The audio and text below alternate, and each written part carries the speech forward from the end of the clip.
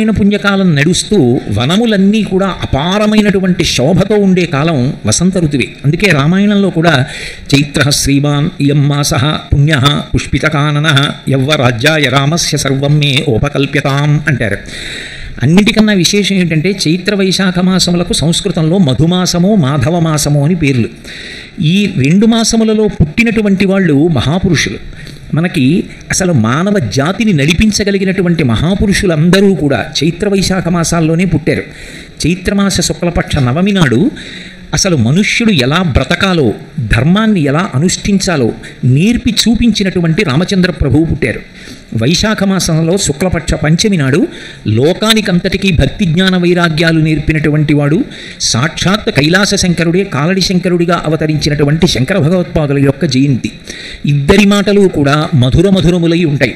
ఇద్దరి యొక్క జీవితాలు కూడా సువాసన భరితములై ఉంటాయి.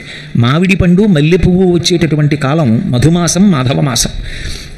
అటువంటి వసంత ఋతువు పరమ పవిత్రమైనటువంటి కాలము అని శాస్త్ర నిర్ణయం. ఆ సమయంలో సూర్యభగవానుడు కపిలవర్ణంలో ప్రకాశిస్తాడు. ఆ చైత్ర వైశాఖ మాసములు అయిపోయిన తరువాత వచ్చేవి జ్యేష్ఠ ఆషాఢ మాసములు. ఇవి రెండు గ్రీష్మ ఋతువుతో ఉంటాయి.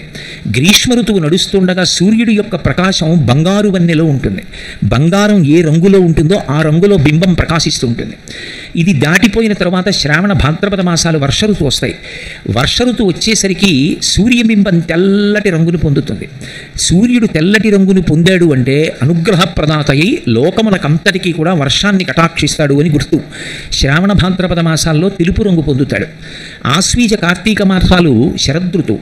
శరదృతువులో తెలుపు పసుపు కలిసినటువంటి వర్ణం ఎంత తేజోవంతంగా ఉంటుందో అంత అద్భుతమైనటువంటి బింబం ఏర్పడుతుంది. ఆ బింబము యొక్క కాంతి చంద్రుడి మీదకెడుతుంది. ఆ చంద్రుడి మీదకి వెళ్ళినప్పుడు చంద్రుడు ఆశ్వీజ శుద్ధ పౌర్ణమి నాడు పరిణిత చంద్రుడిగా దర్శనమిస్తాడు. అందుకే మిగిలినటువంటి ఏ పౌర్ణమికి కనపడనటువంటి చంద్రబింబం ఒక్క ఆశ్వీజ శుద్ధ పౌర్ణమి నాడు మాత్రం విశేషమైనటువంటి బింబ దర్శనం అవుతుంది. అందుకే ఆ ఒక్క చంద్రుడికే పరిణిత చంద్రుడని పేరు. అలా ఉండడానికి కారణం ఏమిటంటే శరత్కాలమునందు సూర్యబింబం పసుపు తెలుపు కలిసినటువంటి రంగులో ప్రకాశిస్తుంది. తర్వాత వచ్చేటటువంటిది హేమంత ఋతువు. హేమంత ఋతువు దగ్గరికి వచ్చేటప్పటికి తామ్రవర్ణంలోకి మారిపోతాడు. విపరీతమైనటువంటి మంచు పడడం ప్రారంభమవుతుంది. అంతా మంచు పడి లోకమంతా గడగడ ఉనికిపోతుంటుంది. ఒక కవి చాలా అందమైన మాట చెప్పాడు కూడా. ఏదో ఆ తెల్లవారుజాము అయ్యేటప్పటికీ ఆ మంచంతా పడుతుండడం చేత సమస్త భూతములు వణికిపోతాయి. వణకకుండా నిలబడేటటువంటి ఏకైక ప్రాణి ఎవరు అంటే భూమాత ఒక్కతే వణకదు.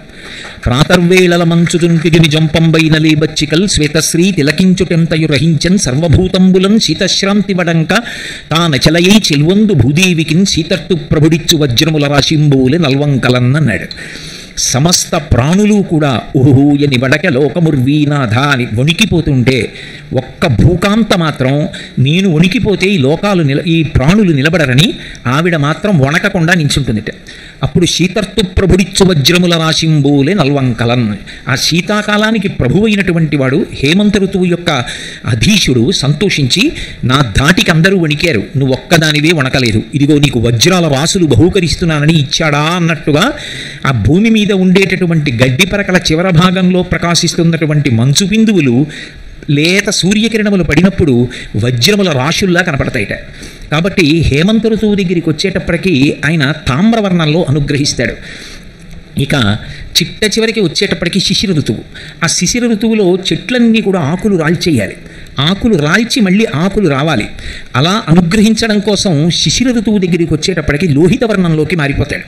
ఇందులో మళ్ళీ సూర్య వైభవం ఎంత గొప్పగా ఉంటుంది అంటే అన్ని ప్రాణులకు కూడా ఆయన శుద్ధిక్రియని ఏర్పాటు చేస్తాడు అని. మనం అంటే ఏదో వైద్య పరీక్షలు చేయించుకుంటాం. వైద్యుడి దగ్గరికి వెళ్ళి నా శరీరం బాగానే ఉందా, లోపల ఏమైనా దోషాలు ఏర్పడ్డాయా అన్న విషయాన్ని నిర్ధారించుకుని ఆ రుగ్మత పోవడం కోసమని ఔషధాన్ని సేవిస్తాం.